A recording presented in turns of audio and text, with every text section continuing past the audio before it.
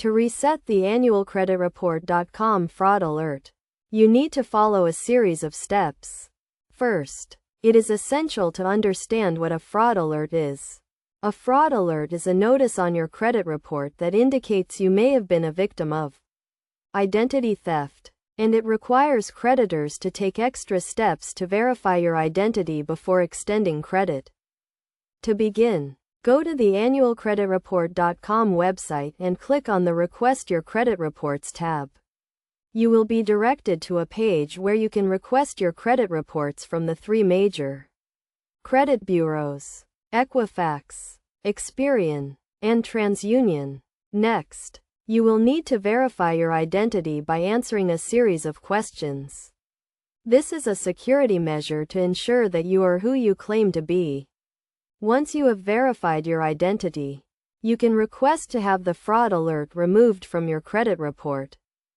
To do this, you will need to contact the credit bureau directly. You can find the contact information for each credit bureau on the annualcreditreport.com website. Explain to the representative that you want to remove the fraud alert from your credit report and provide the required documentation to confirm your identity. It is crucial to note that removing a fraud alert can leave you vulnerable to identity theft.